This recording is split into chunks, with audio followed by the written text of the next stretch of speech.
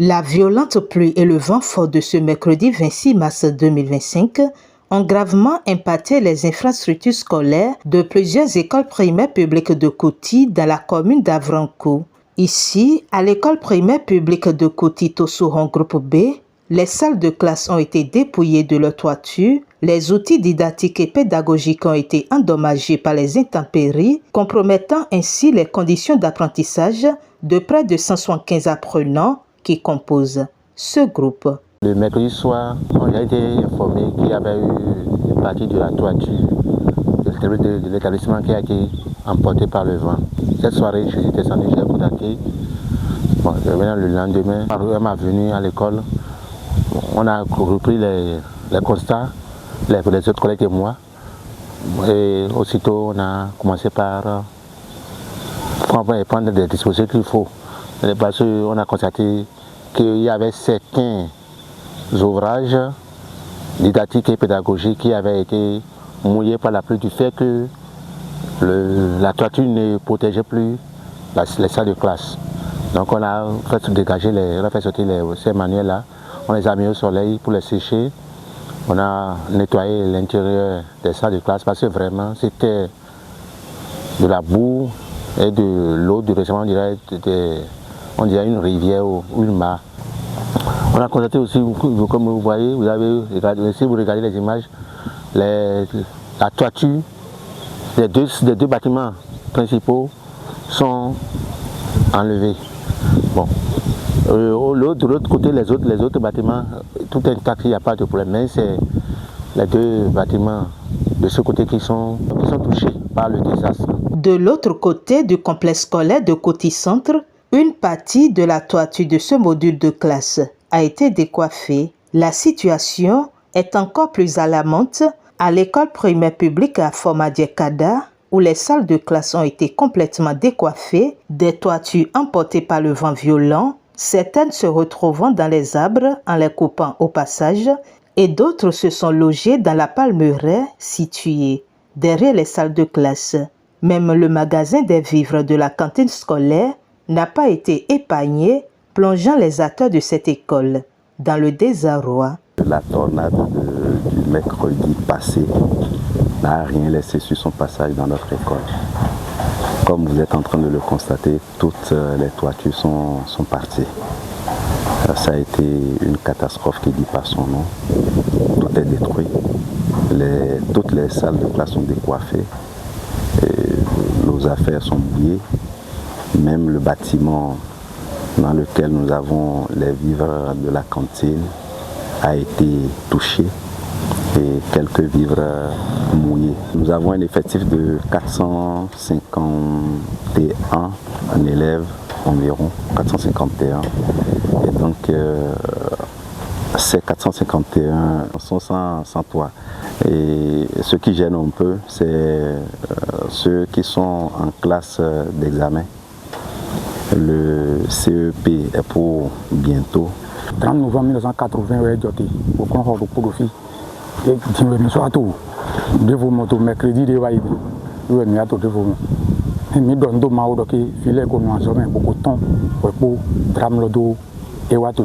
l'association est vraiment touchée, particulièrement moi qui suis ici, je suis touché parce que le drame, ça n'a épargné personne dans le village. Moi qui suis ici, vraiment, je suis touché par cet orage. Et on a dû laisser les nôtres d'abord venir au secours de nos enfants ici à l'école. Et ça nous a vraiment touchés et c'est triste, c'est dommage. Face à cette catastrophe, les autorités communales et cadres techniques de la mairie d'Avrankou se sont rendus sur les lieux pour évaluer la situation. Plusieurs délégations venues de la mairie, de l'arrondissement sont venues nous assister et nous remonter le moral.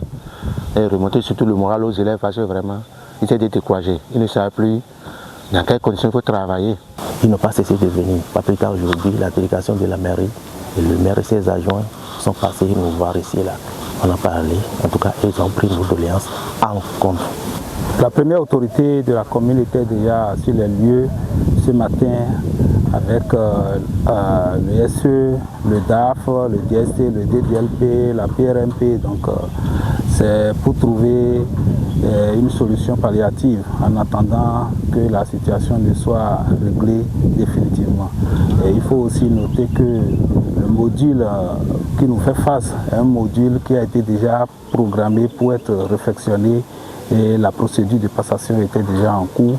Donc c'est fort probable qu'on accélère vite les choses pour que le module soit réfectionné. Donc on ne peut que les souhaiter la patience et leur demander que d'ici peu, on va régler ça.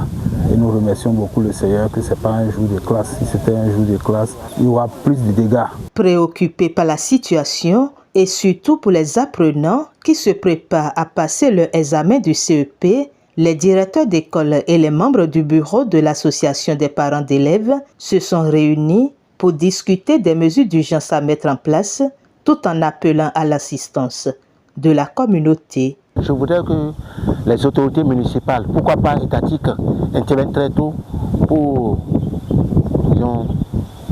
réparer les dégâts causés par la dite pluie et remettre d'aplomb nos apprenants. À partir du lundi, nous souhaitons envoyer certains enfants, tous les enfants, dans l'autre groupe pour occuper, non ajumer les classes, deux classes à la fois, jusqu'à obtenir satisfaction.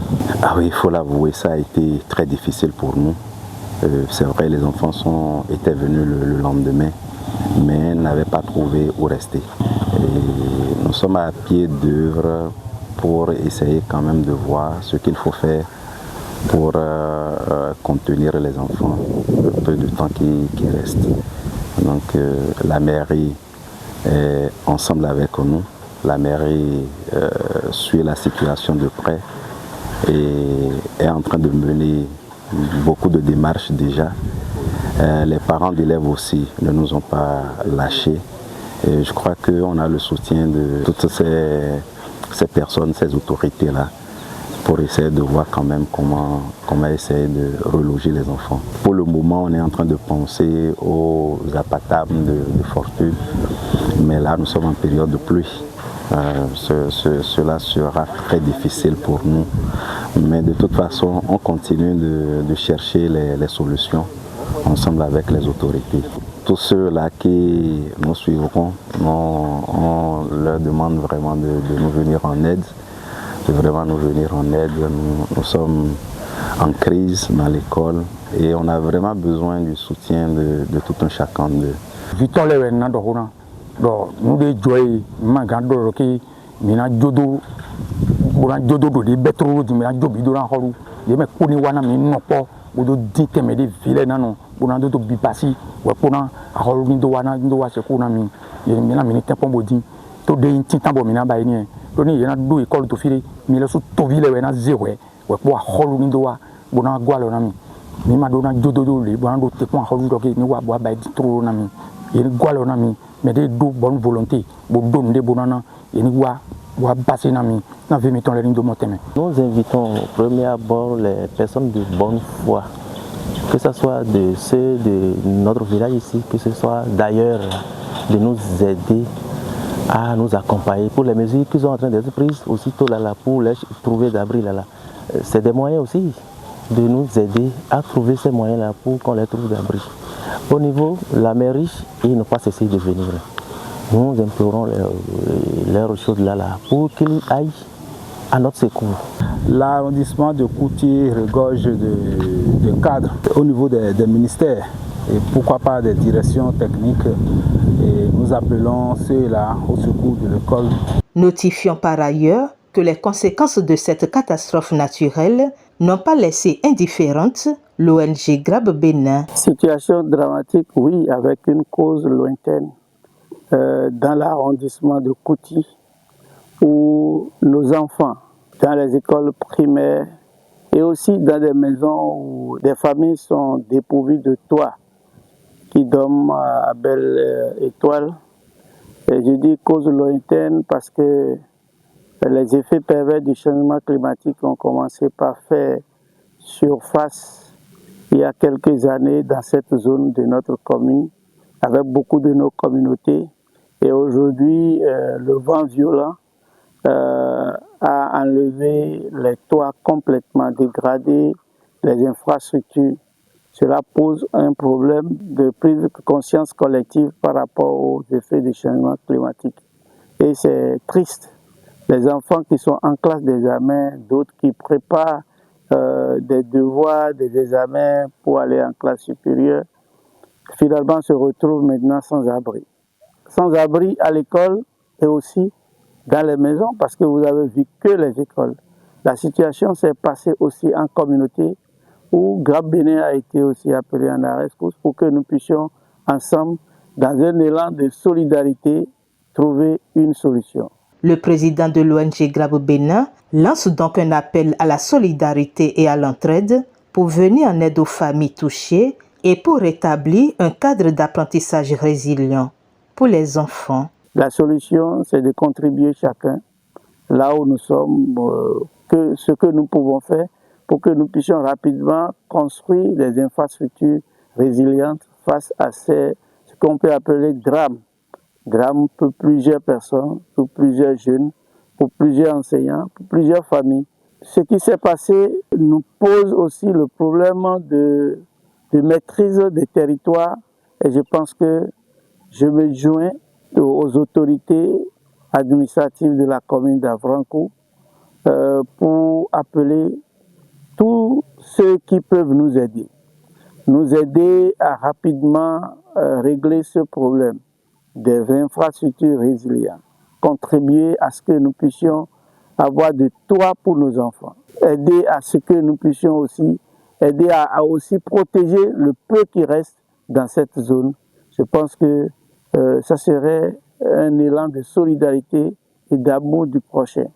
Je remercie déjà par anticipation ceux qui vont agir et nous sommes disponibles pour qu'ensemble, qu'on trouve une solution durable pour ce que l'on appelle drame. Parce que réellement, c'est des drames. 3 écoles presque dénudées, des maisons parties en lambeaux et des enfants en pleurs et en soucis chaque jour, chaque nuit. Et je pense que ça fait réfléchir. Nul n'a le droit d'être heureux tout seul. Agissons ensemble pour le bien de cette communauté en tristesse. La mobilisation de tous est vivement souhaitée pour permettre aux enfants de continuer leurs études dans de meilleures conditions et pour répondre aux besoins urgents générés par cette catastrophe naturelle.